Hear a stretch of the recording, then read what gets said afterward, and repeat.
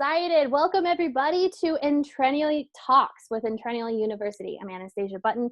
I am the founder of EntrennialU University, where we bridge the gap between entrepreneurship and mentorship to accelerate your business to create great impact on the world. And I am so excited about today because we have an amazing guest where we are going to talk about impact. And we're going to talk about what you can possibly do with yourself, your business, your life, and really bring it to the crush it level. Let's crush it and make it awesome. I like that. So I have the amazing and the wonderful Koy McDermott today. Just a little bit about Koy before I have him talk about his awesome self.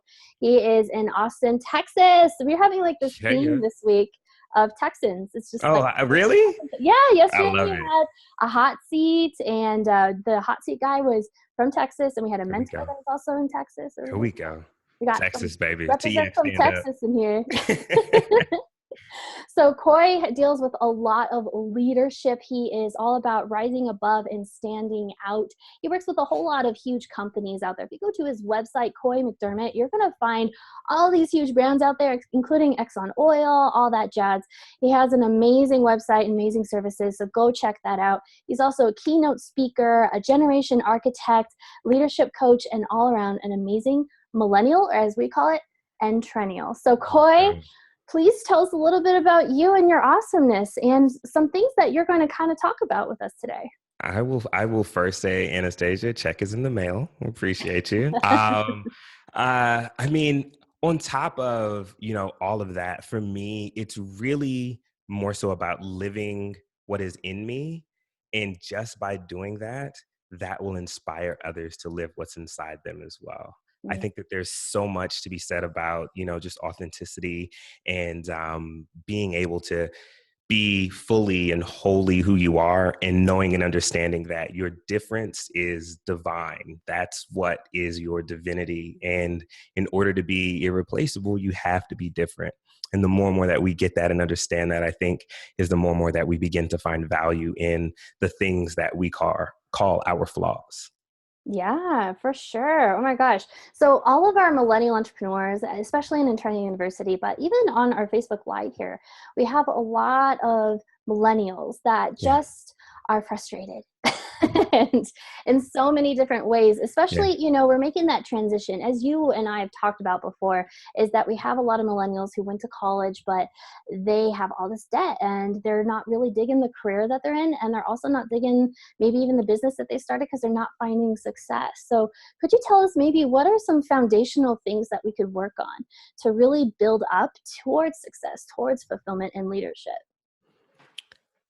I heard this super, super interesting quote actually from a woman who was in line with me at Jason's Deli. And I have no clue where Jason's Deli is with regard to, the nation. But we've got a ton of Jason's Delis down here in Texas. And if you're not familiar with that, with Jason's Deli, they just have, soups and salads and sandwiches, those particular things. But I was at lunch and I was speaking to a woman in line, and, she was kind of asking me, hey, what's good here? What are you going to get? This is my first time. And I was just like, oh, I guess I'm like a Jason's Deli ambassador today. That's okay. I can put that cap on. And I was like, this is typically what I get. I normally kind of get like the manager special with a soup and a half of a sandwich and then some fruit on the side. And she was like, oh, that really sounds, really, really good. And we were just having this conversation, but she left me with something that was absolutely amazing. And it was this phrase. And the phrase was,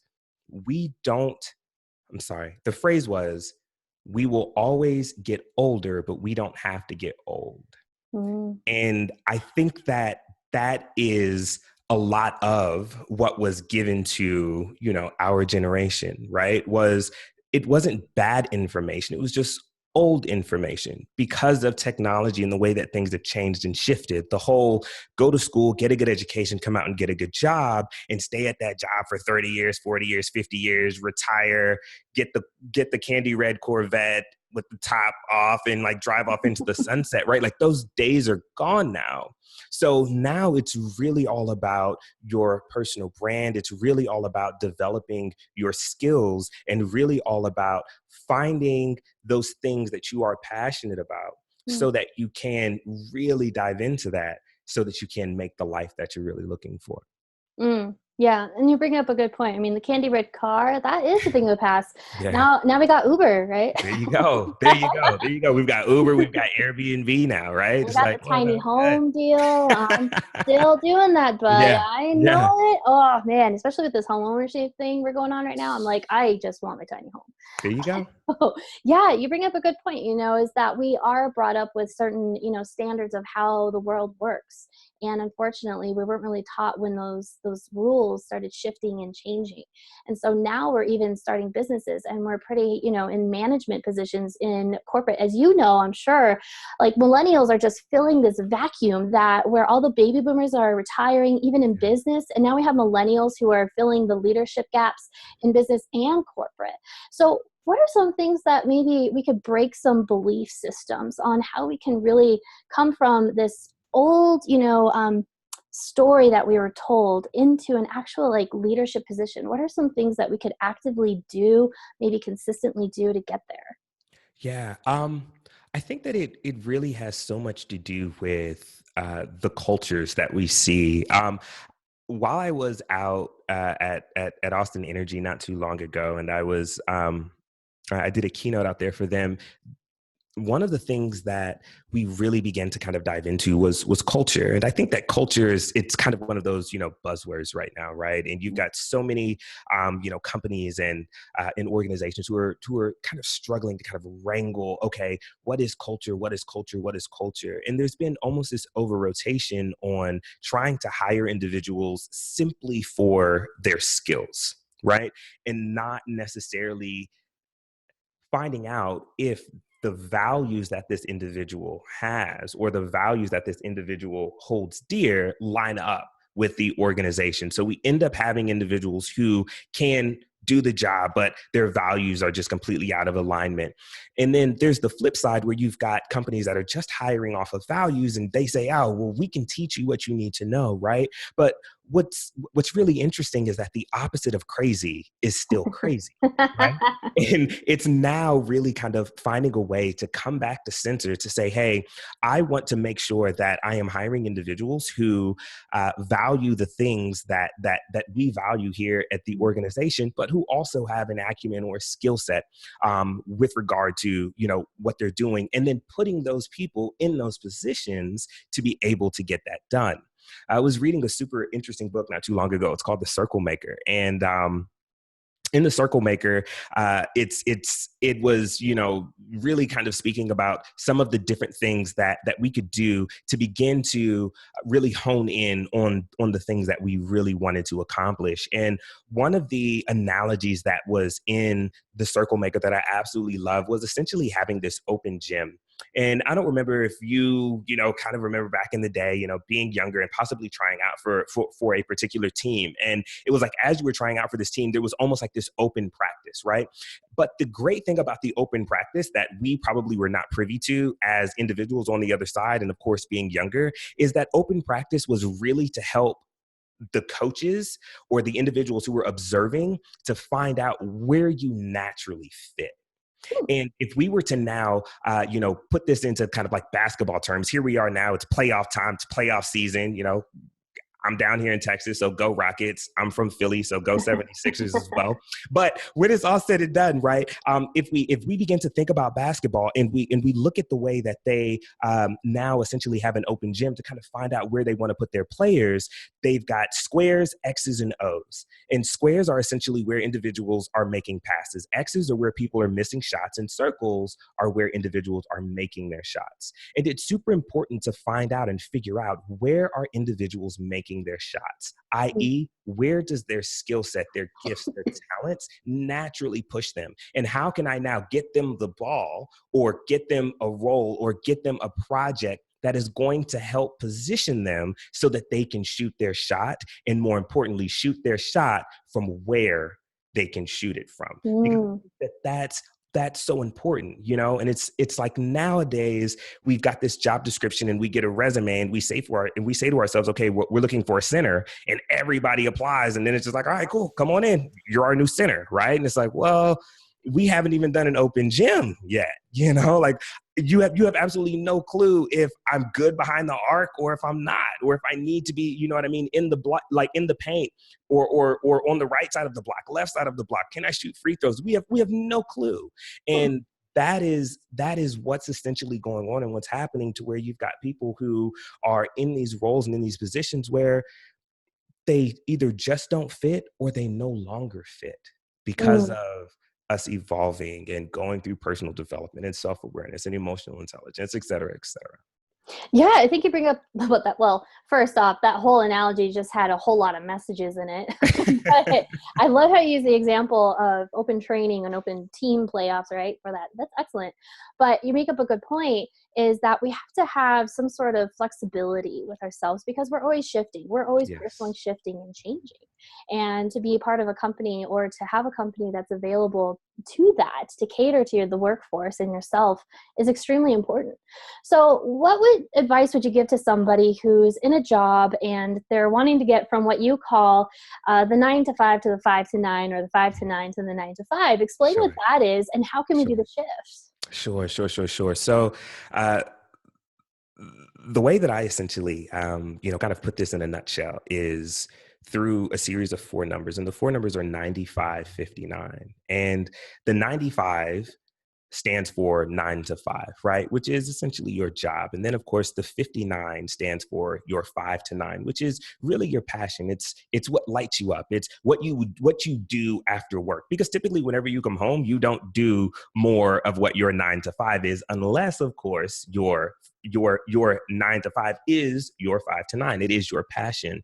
And it's really, really important first to begin to discover what your 5 to 9 is. I've got a keynote that I do a ton for a lot of large companies, and it's really about bringing the joy back in your job. Right?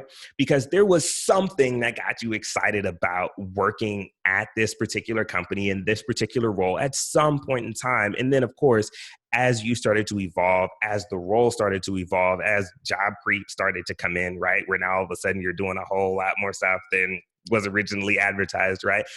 All of that stuff starts to happen, and then you then begin to become a bit jaded, and you're no longer as engaged in what's going on and what's happening at work. But what is that 5 to 9? What is that passion? First, discover that. And then after you discover that, now you need to say to yourself, okay, do I want to now begin to build that 5 to 9 to where it can supplement my income, to where it can supplement my 9 to 5? I can start to do more traveling. I can, you know what I mean, step out of here and be able to be a bit more spontaneous because of my financial stability. And then that last part is, how can we now scale this 5 to 9 if you choose to have your 5 to 9 be your 9 to 5, right? Mm. And it's even going into into companies and speaking about this. I had a friend and my friend was like, well, how do companies see this? Whenever you come in and you talk about, this old 95-59 thing. And when it's all said and done, number one, companies begin to see and understand that a happy employee is a more productive employee. That's number one. And number two, they also get and understand that although we have, almost this trend, if you will, of becoming an entrepreneur and all of that other stuff, right? And kind of owning your own business. And, oh, I've dreamt of owning my own business since I was young. Just like individuals have dreamt of owning their own business from the time they were young, individuals have dreamt of becoming lawyers and doctors and, working for Google or working for Apple since they were young as well, right? So there's not going to necessarily be like this, crazy shift where everybody is now an entrepreneur. And that's not what we need anyway, right? Like, it's a symbiotic relationship between entrepreneur and employee. And, to directly answer that question about the whole 95-59 is discover what your 5 to 9 is, what it is that lights you up, what it is that gives you energy, what it is that you can do. And it's almost difficult for you to explain how you do it because it Yeah. just comes naturally to you. It was nothing that Oh, you really had to work at, right? And then once you really find that, now it's time to now begin to put some professional skills on that, right? What are ways that you can polish that? Books that you can read, seminars that you can go to, certifications that you can get, so that you can now begin to polish that. So where it used to take you 7 strokes to cut that tree down with your axe, it only takes you 1 because you sharpened it so much. Man, that whole thing was just like a big ass mic drop. I was just like, whoa, that was awesome, Koy. Thank you. My Wow. pleasure. See, guys, this is why I wanted to bring them on to Entrennial Talks. It's absolutely phenomenal, right? Like, give me some hearts, give me some likes, or put some things in the comments. Let me know if you're digging Koy. He is so super cool. Thank you for that, Koy. That Oh, was my pleasure. so many messages in that too. So let's talk about scaling because you Sure. mentioned it. So like you're, helping people go from the 9 to 5 to the 59 or 9 to 5 and 5 to 9. Hmm. And you mentioned the scale. And I know that's what most people are afraid about. They're like, okay, I'm doing my 9 to 5 because I need to pay bills, right? Sure. And now I'm doing my 5 to 9 and I'm trying to hustle. I'm trying to make sure that I can build on that to supplement. But then there comes a point to where you have to choose, right? And you Hmm. have to be like, okay, well, now I'm at the point where I need to do the 5 to 9 practically full time. So, what have you seen that works, or what do you feel that works best when it comes to that tipping point? Sure. So I've done both. Um, Back in 2014, I completely jumped, right? Like I just jumped off the deep end.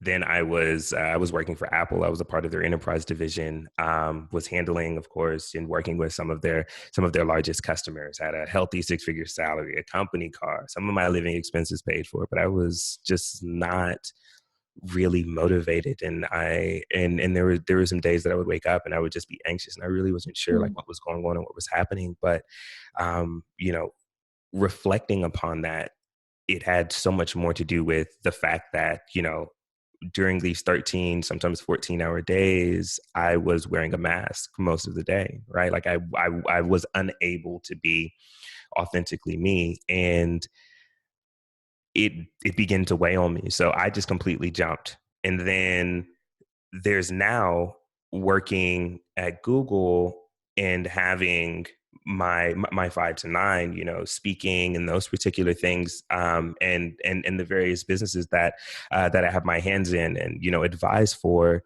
mm, There's so many different ways to do it, and I don't want to just say, hey, like what worked for me will work for you, or the opposite of, hey, what worked for me won't work for you. But I think it's really just about sifting through what's been working for individuals and picking out the pieces of gold for you. mm, Because depending upon your life situation, you might be able to completely jump and like grind it out and and hustle and put it together. And that might be what you need, right? You might need to have your back up against the wall for you to really be able to kind of just come out, kicking. Or you might have more responsibilities and you might now say, okay, until I can now get my 5 to 9, the revenue of my 5 to 9 to at least 80% or 90% of where my 9 to 5 was, so that whenever I jump, I know that I'm not completely jumping into this black abyss. I get and understand like what's going on and what's happening here. Then that could be the route or the avenue for you as well. So I say all of that to say what works for me could work for you.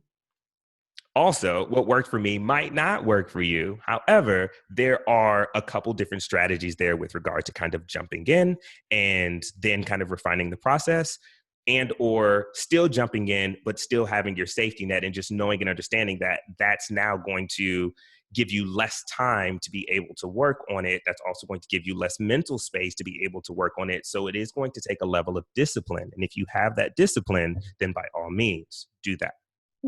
Yeah, some really good points. And kind of like piggyback off that, I was talking to this amazing influencer. He's from Israel.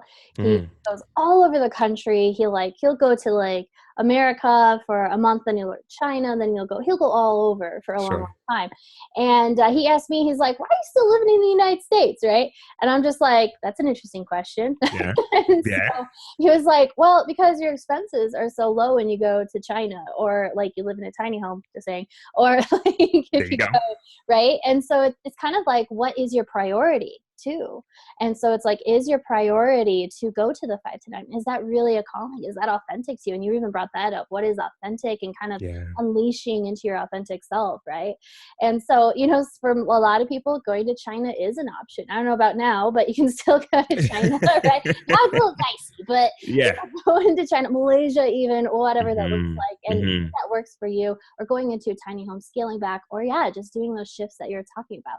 And so I think that's like, yeah, it's kind of like this puzzle you have to create on your own, and maybe with a coach or some sort of expert like yourself to really Definitely. design that, for sure. Yeah. Yeah. Awesome, Koy. This is Yeah. so cool. And by the way, I just want to read some comments here. So we got Sure. Danielle, who's an awesome Entrennial in Entrennial University. Her hot seat's coming up soon. She Hey, says, Danielle. yeah, total mic drop. Awesome thoughts to Koy. And then we got Deb, who is a mentor in Entrennial University. She said, absolutely, gifts, talents, and positioning is important. So I like definitely, positioning as well, Deb. Great yes. add-on. Great add-on. Deb's awesome. They're all so great. So yeah, let's talk about like the authentic self, right? Sure. That's a huge topic of mine, and I'm sure everybody's like, no, we don't want to talk about that. But you have a fresh outlook to my audience. Yeah. So when it comes to the authentic self, you know, that's scary for a lot of people, right? And there's a lot of fear of, you know, you put that mask on every day. Well, what happens when you don't have that mask? What's going to happen to not only at work, but your life and your surroundings? So Yeah. what are your suggestions and tips and heartfelt words that you could give encouragement to our audience to help them unleash into their authentic self? This is good. And the reason why I really love this question is because it was just last week I had made a post to LinkedIn using a like a chat story app, right? And I'm sure you've probably seen kind of like these like chat stories, you know, where like Yeah. someone will type something and then it's like, yeah. Well, anyway, in this like chat story, it was essentially me, my ego, and fear. And I was having a conversation with myself, and at first it was kind of weird, kind of sort of, to publicly display this conversation that I was having with myself, but it was a video that just went over so well because there's so many times that we keep ourselves from doing all of the things that we truly want to do, whether it's our ego or it's fear or, um, you know, whatever it is internally that's kind of holding us back or keeping us from really stepping into, you know, our light, so to speak, right? And truly being our authentic self. And for me, it's really speaking about what are my fears and actually outlining that. I don't think that we really speak to our fears enough. Mm. And what I mean by that is whenever we're kind of setting our goals or we want to go and get something done, one of the things that really helped me not only with this, but this was actually something that I'd used in sales, especially while I was at Apple, was I really wanted to figure out what were some of the objections that I was probably going to get from customers prior to even having the conversation. And I think that it's using that technique with regard to your goals as well. What are some of the fears that you have with regard to those goals or going after those goals? And write those things out.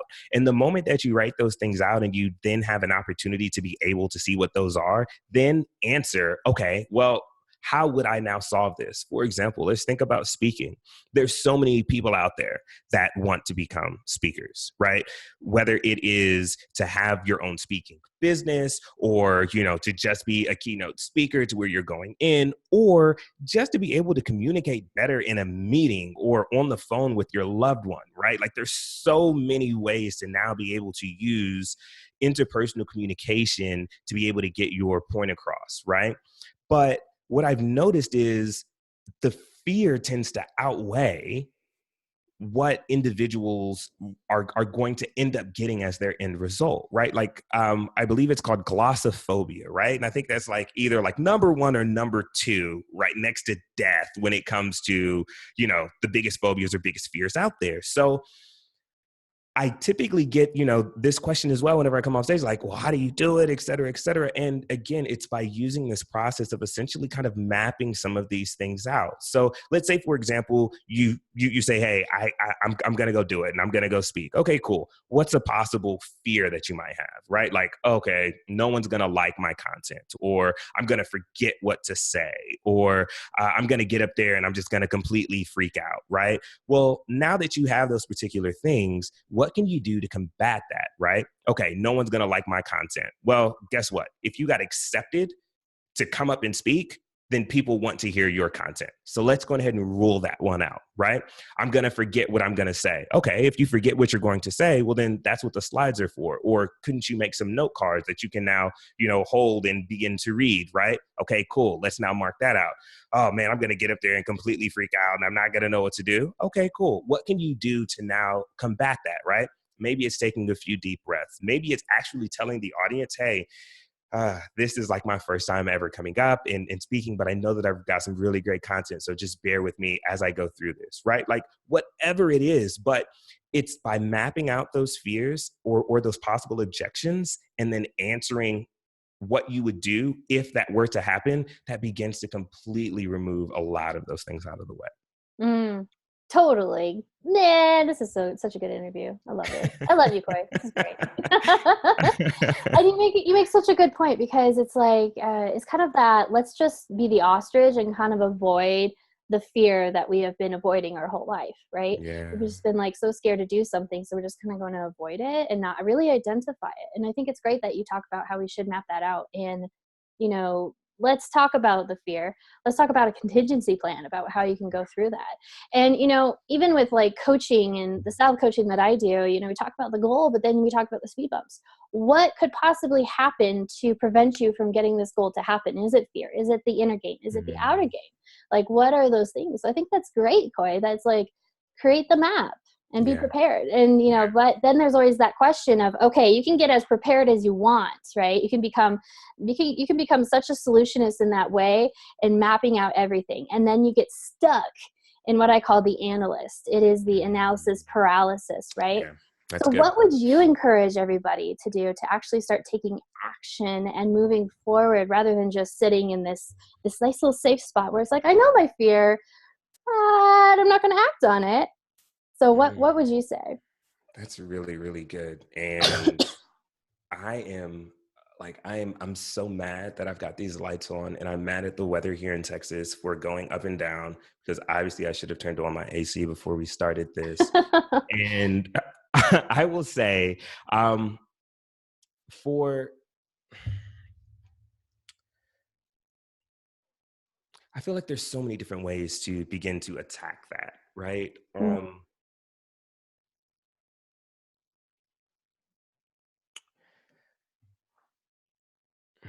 When it really comes to getting through or getting past those fears, again, I just really think it's about calling.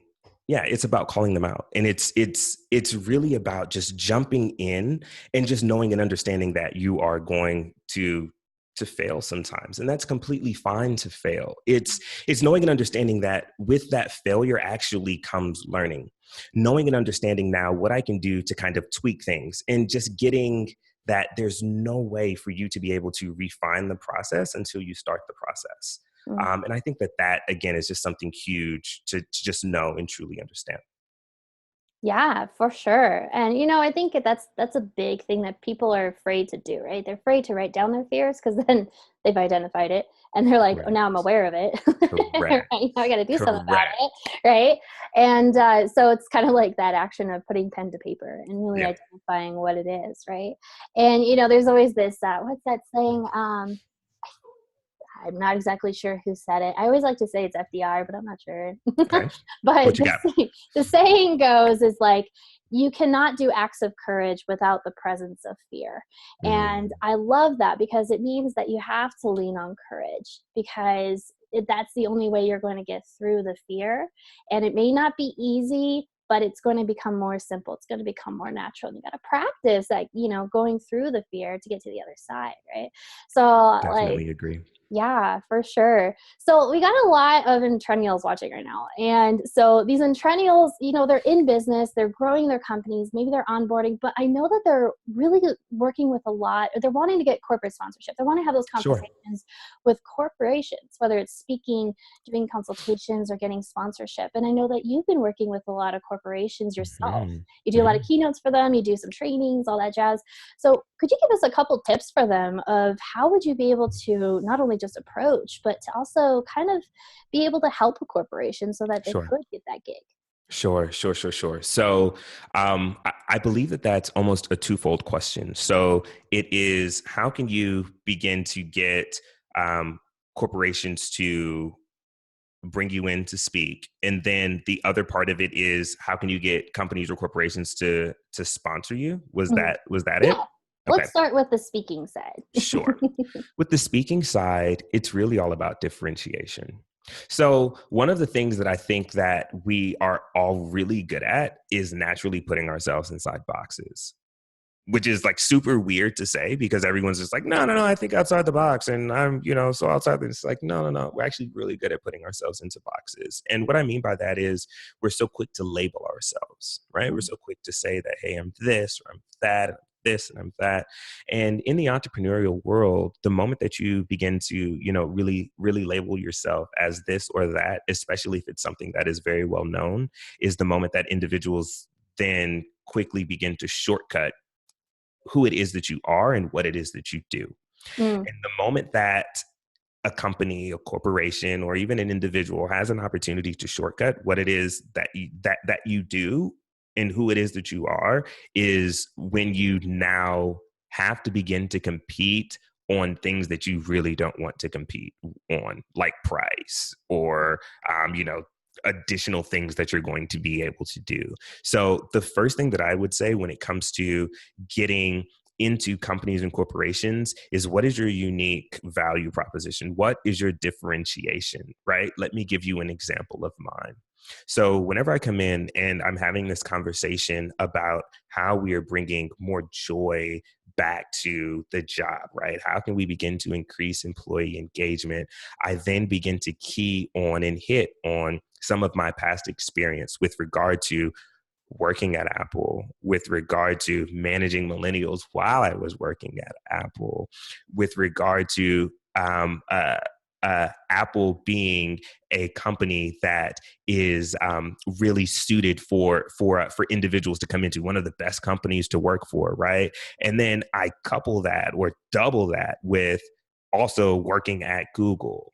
mm. And what are some of the things that I've now learned from those particular experiences that now uniquely set me up to give you a perspective that you otherwise would not have? So again, it's really about the differentiation. What is it that you can now bring to the table that will differentiate you from what other individuals are talking about or what other individuals could bring? And the moment that you begin to differentiate yourself is the moment that you now no longer have to compete on price, or you no longer have to compete on additional services. I am one of one, right? There's no one else that can give you this particular, perspective because of my background and my education and, the individuals that I've come in contact with, I've had conversations with, et cetera, right? So it's finding what those differentiation points are for you and leading with those. Mm. Um, with regard to sponsorships, it's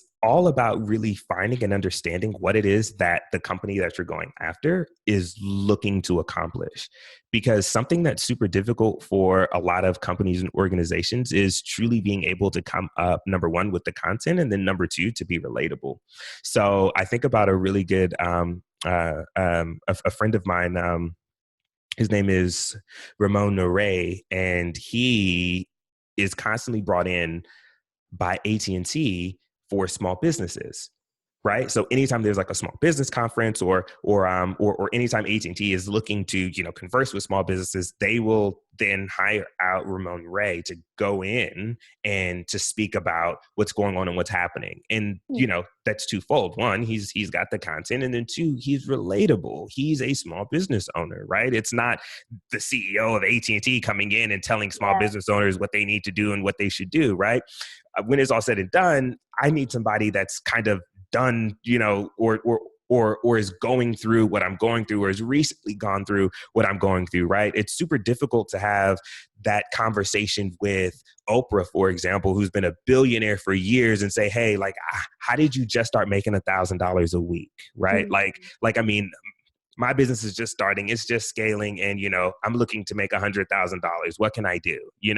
As opposed to now working with someone who is now making $500,000 or something like that. It's so much easier because of their realm of recency to say, oh, well, here's what I did, here are the connections that I made, et cetera, et cetera. So those would be my two strategies around getting companies and corporations to bring you in, and then getting companies and corporations to sponsor what's going on and what's happening. Yeah. And what's really cool is that you brought up two cool parts. So with the speaking, you really brought up, and I guess speaking, consulting, stuff like that, but you Sure. really brought up kind of like, this is even what I did in a job, right? Mm-hmm. Not necessarily even in business. And I think Entrennials don't give themselves enough credit for the jobs that they actually have done before Yeah. they came into business, right? So Yeah. I know that we have Entrennials that have been executive assistants. We have Entrennials who have been the head of marketing for some companies, but they don't talk about it when they go into like these corporates and they're like, I can do this and this and this for you, and this is my business. But they don't talk about like their past experience. Yeah. And I think it's like, come on, you have this amazing experience. And I love how you did it through storytelling too. And so it's kind of like telling your brand, like, this is what has created me, and this is how I can help you, because there's only one of me, like what you said. That's awesome. Yeah. No, and I think that that's super amazing that you really keyed in on that. And I think it's, just because of kind of the way that we in society have begun to almost cause these lines of separation between entrepreneurship and being an employee, right? And it's just like, you can't be one and the other, or once you become this, you've got to completely let go of that, right? And it's all of this makes you who you are today, right? Like, it was the entrepreneurial experience that helped you to become the better employee, or it was the employee experience that helped you to become the better entrepreneur, or it's, that mixture, right? But it's super important to remember that all of that is what got you here. And it's knowing and understanding that those were essentially the steps that are making up your bridge, so to speak, to get you to wherever that next place is or that next level is. So yeah, don't forget about what got you here. Think about that. How can that now be of value to companies or organizations? In addition to what you're doing now and what you've learned now and how you've evolved and what you've developed. Yeah. And, even for some of the Entrennials that are still working on going from their 9 to 5 to 5 to 9, right? Sure.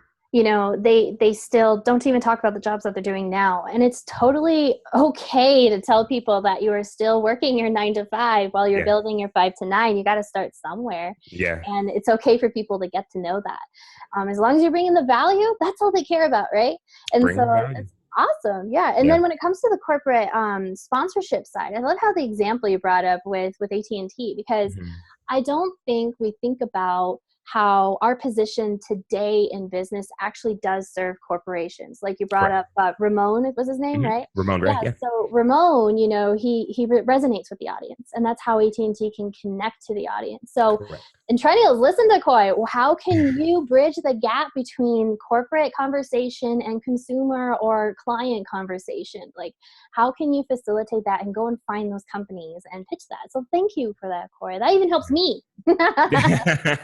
I'm like writing this down. I'm like, this is totally for ourselves. That question was all about me. Just kidding. There you go. I love it. Right. So, we're kind of rounding up towards the last 15 minutes. And so if anybody here who's watching live or listening in, definitely type in your questions for Koy, because I will ask him those. If you have anything, just type them in and we'll make sure we'll get it, at least 2 or 3 of them in if we pop them in. So type them in, give us some likes, give us some hearts for Koy, because he's awesome, isn't he? He's so cool. So Koy, tell us, what are some projects that you're working on that you're really excited about? You were talking about this program that you're rolling out here soon. Yeah. So 9559 is something that's super near and dear to my heart. And it really came from all of the times that I would get off stage and I would hear individuals either come up to me and say, hey, I want to become a speaker. How do I do it? Or you just look so free when you're doing this. And I love to do insert passion, right? I love to do graphic design, or I love to do photography, or I love to uh, refurbish old furniture, or whatever it is, right? And it was, as I was listening to it, the only advice that I had was just jump in, right? And I get and understand that's not everybody's walk, right? Like everybody can't just jump in and completely let go of their, their 9 to 5, so to speak. So working at Google and continuing to build has given me this like super interesting perspective with regard to how can we now begin to merge the two, number one, and then number three, should you now want to only do this, how do we scale it? And I just knew and understood that I didn't have all of the answers. So it's now just working with experts from all around the world who can help in 3 areas: personal development, professional development, and business development. And as it stands, right now we've got some beta testers that are actually testing out the platform right now and are going through and are having chats with, a lot of our mentors and our experts in these particular areas, to be able to help them to discover, if they still have not discovered what their 5 to 9 is or what their passion is, to begin to supplement their 9 to 5. So okay, let's actually start building your 5 to 9, and let's move this thing from a hobby actually into a business. And then sure, if this is now what you're saying, that okay, this is exactly what I want to do, this is what's been missing in my life, this I feel so alive, I feel so free, great. How can we now begin to scale that 5 to 9 for you so that it can completely replace your 9 to 5 or become your 9 to 5? And that's what really just lights me up and drives me. I mean, I know that our generation, the millennial generation, they make up, roughly about 40% of the unemployed, in the United States. And I mean, our generation is so strapped with debt. Our generation, the starting salaries are still what they like what they were, and with housing costs going up, with education costs going up, with healthcare costs going up, it's really all about beginning to really kind of find those skills. And I think that was something that was missed, or it was something that individuals used to kind of look down on, right? Like if someone went out and said that, hey, I want to be an HVAC technician, or hey, I want to be a mechanic, or hey, I want to be an electrician, right? Like individuals started to like look down on that. But the interesting thing is, the moment that you have a skill, like no one can ever take that skill away from you. And it's now finding skills that are going to help you in this new economy, right? And because we now live in this borderless society, and because we now live in this digital age, it's finding a skill set that is going to help you in this new economy, that can be transferable, that you can not only use, for yourself to build, but should you now work within a company or an organization, you can also use that within that company or organization to continue to build your personal brand as well. And, as you had pointed out earlier, Anastasia, just really being able to now leverage what you've done, with the company that you're with, et cetera, as your personal brand, as your portfolio, as you are now stepping out and beginning to build that 5 to 9, or, beginning to scale that. Man, more mic drops. It's like the whole episode is just like, we just record a bunch. I would love if I could find like a filter that would just do a bunch of mic drops. That would be That would awesome. be super dope. Yeah, no, that'd be super dope. Facebook would be like, hey. Where's the mic drop filter, Facebook? Where's the mic What's drop? up? Yeah, exactly. So this is so good. Thank you so much for that. And you really bring up a lot of good content in terms of like, you got to stop putting yourself in that box in so many different ways. Like, I can't quit my job, or I can't go part-time, or I can't move to China and, lower my expenses, or I can't approach this company because I'm not in this box, right? And we are such dynamic creatures, humans, that we tend to have all sorts of different dynamic personalities and characteristics, and skill sets is huge. And I don't think we give ourselves enough credit. Yeah. You can have skill in construction. You can have skill with tech. You can have skill in relationships and communication. Mm-hmm. Where do you feel the passion in that skill and move forward? And I loved how you brought up the trades, because, I think across the world, for somehow, like culture, a lot of culture, how would you put that? A lot of cultural upbringing Uh-huh. is all about like, hey, let's shift from blue collar to white collar, Sure. and let's really put a lot of dollar amounts on the white collar, right? Mm-hmm. There's a crap ton of dollar amounts on blue collar if you know Sure. how to monetize that crap. That's And correct. in Denver, which I think is so cool, and I know around the United States and the world this is happening, where co-spaces, they're like, oh, that's where tech startup, right? Sure. There are co-spaces for trades. I love And it. that is so cool to me. I'm like, you can go to a roofing company and it's a startup. You can go to, an HVAC place and it's a startup. Yeah. And it's interesting because I love the trades. It's like, I don't have to worry about having electricity because we got an electrician for that, Right. and plumbing and HVAC, and I'm so comfortable, right? And it's so great to appreciate those people, and also to appreciate yourself for having those skills. For sure. Again, this kind of rolls back to who's the authentic you and what can you appreciate about yourself, and then monetize that and scale it, right? Mm-hmm. Oh, Mm-hmm. Koy, this has been so Mm-hmm. good. That's good. Yeah, that's good. So Deb Turton chimed in again. She said, awesome, because Koy is awesome. And really Thank you, digging the Deb. content, man. So tell us, what are some ways that our audience can just, be in touch with you? Because I know they're going to just want more of Koy here because you're Sure. fantabulous. So how can they get more in touch with you? Or do you have something that maybe you can give our audience that they could use? Sure. So if you are at all interested in joining our next round of beta testers for 9559, right? If you've got something that's inside you that is just crying and begging to get out, and you're looking for some assistance in that, would love to chat with you. You can just go to my website, koymcdermott.com. You can just fill out the contact us, and I'll have somebody in touch with you, at least within 24 hours, so that you can possibly, come on and be a beta tester for that. And when it comes to just getting in touch with me, LinkedIn is where I spend the majority of my time. I have doubled, if not tripled down on LinkedIn. I am everywhere though. Like I'm on Instagram and I'm on Facebook and I'm on Twitter. Everything is just at Koy McDermott. But LinkedIn is where I spend the majority of my time. So I would love to connect with you on LinkedIn. I've got some really dope connections. So should you need something, I'm more than happy to converse with you and find out what I can do to, of course, kind of support you and in your journey as well. So would love to connect with you on LinkedIn, or of course through my website at koymcdermott.com, and that's Koy, Koy, McDermott.com. So looking forward to it.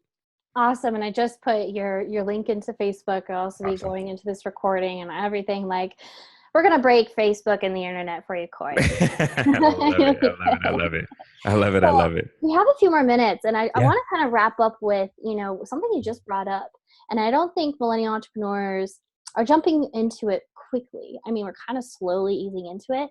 Is Sure. that platform LinkedIn? Mm. And, it's kind of like, oh, well, that's like where the Gen Xers hang out, and it's like, oh my gosh, it's so powerful. So tell us, why did you decide to double down on LinkedIn? Like, what are a couple of examples that came out from you doing that? Sure. So my reason for doubling down on anything is very simple. We only have, number one, so much time in a day. Number two, so much mind and mental space. So if you are consistently scattering yourself, you're not truly going to be able to effectively get all out that you can, right? Mm-hmm. I would kind of compare it to planting a ton of seeds and only having one bucket of water, right? As opposed to planting one seed and having that bucket of water. there's only so much water that can go on each individual seed if you only have one bucket of water, and that one bucket of water is your mind. So with that being said, doubling down for me, I think is absolutely pivotal. And if for some reason that's difficult for you to double down, well, then double down with a goal and say, hey, after I've reached 500 connections or, 2,000 followers or 700 likes, whatever it is, then now I can spend some more time on something else, right? Whatever your success criteria is, but create that if you find it difficult to, kind of double down. But every single social media platform is designed in a way where algorithmically you have to create a community. Algorithmically, you have to be commenting and interacting with individuals. It is called a social media platform for a reason, right? With social being at the beginning of it. You have to be social. And I found that when I didn't double down, I wasn't being social. I was just posting content, right? And I was like, boom, here you go, eat it. Right? I wasn't even telling you like what it was or how great it was or like conversing with you, asked you if you had any questions, do you like this? Like I was just like, boom, that's it. That's yours. Yummy, right? Like you get what you get and you don't throw a fit. And that's what we're doing. And the moment that I began to really double down was the moment that I began to really start to build a community and begin to really understand what it was that individuals really enjoyed or liked about the content and how it was being delivered and, the stories behind it or the imagery behind it, or maybe it was just simply my voice. Maybe it was my rate of speech. Maybe it was, but you have no way of getting deep with individuals until you begin to build that community. So that is my plug for doubling down. Figure out what it is that you want to do and double down on a platform that you think is going to help you the most.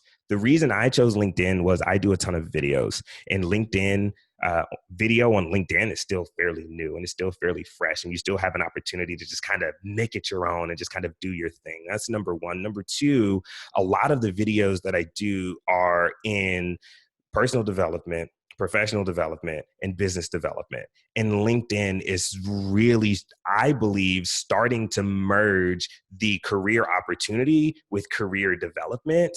And because that is essentially what it's doing and that is what I do, it's all in alignment for me. So it's like, why would I not double down there? Number three, as a keynote speaker, and especially with companies and organizations, I know that for the most part, 90 to 95% of the people on LinkedIn or on this particular platform have a company, work at a company, know somebody that works at a company, right? Yeah. Like it's like everything that I need is just right there. So on Facebook, I have no clue if it's a 3-year-old kid watching my video or someone who's 65, right? I've absolutely no clue. But on LinkedIn, I at least get and understand what the commonality is for the most part of individuals who are here on this particular platform. So that's why I chose LinkedIn, and that's kind of my little riff on doubling down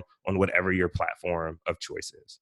Yeah, and I think you nailed it, Koy. It's like LinkedIn is still rising up in the world in terms of like video and all that jazz. So you can leverage yourself even more on there. For sure. Especially if you're going for business to business and professional customers, et cetera, like that is the place to be. That is the place. It is the place to be. I'm like, I don't know, like for a while there, I was just like, oh, LinkedIn, yay. And then I was like, oh, LinkedIn, I have to focus over here. But LinkedIn is extremely powerful. And especially now, they're really catering to more businesses and professionals in there. So you can really leverage yourself. So I say leverage a lot. And I think here's why. And I think, millennials do this pretty well. And you kind of hit it on the head. It's like and by the way, that water to seeds example you just gave, it's very like Confucius. Like, did you come up with that? Or were you just tapping into your Confucius self? A lot of times it just flows. I'm just tapped into the consciousness right now. We've got some Confucius over here. We got some, totally. But I think you made a really good point. It's like you get too scattered, right? But there are ways to where you can have your own Swiss Army knife, right? And so it's like you Yeah. really focus in on one area, and then you can kind of Swiss Army knife the rest, right? And so like find those tools, find those ways to leverage, but you want to definitely hone in on, that one platform that you master. Yeah. And so I think you really hit it on the head that we should be paying a little bit more attention to LinkedIn, especially for business to professional kind of models. So Yeah, for Koy, sure. this was such a good interview. Oh my Yes, thank you gosh, I'm so so much. glad. This is like a long You're time so coming. amazing. Okay, guys, I met Yeah. Koy like, oh, was it last It year? was last year. Yeah. Yeah, oh Hmm. my gosh. So yeah, we had a conversation over the phone, like 15 minutes turning like 45 minutes. Yes, it And did. so it's like, Yes, it it was did. really, really good. Like we could just keep going and going and going and going. But Koy is awesome. Guys, check out his website. It's in the link. It'll be, whether it's in this video, it's on Facebook, it will be there. Check out Koy. Go to his LinkedIn page, connect with him. He's got lots of friends in high places. He's I wanting do. to bring you value. So definitely connect with him and check out his 9 to 5, or do you call it the 9559, or do you call it 95? 95.59. 95. 9559 Yes. beta program he's Yes. doing. If you're trying to make that shift from full-time job into entrepreneur world, that's the place to go. So Yeah. check out Koy. He's awesome, guys. Give us some more questions, give us some more hearts. We'll connect you with Koy. And man, thank you so much for being here, Koy, on Entrennial Talks. We really enjoyed having you. Thank you so much for having me here, and for everyone out there. If this is something that you enjoy and that you love, make sure that you continue to tune in. Make sure you continue to do, give thumbs up, share this with, other individuals out there. The last thing you want to do is grow alone. So many people say that it's lonely at the top, but it only becomes lonely at the top if you don't invite anybody with you. So make sure that you're sharing this and inviting individuals. Anastasia, I truly appreciate it. All right, that was awesome piece of advice, guys. All right, so this is Anastasia and Koy McDermott on Entrennial Talks with Entrennial University. We will see you next time on Entrennial Talks next week.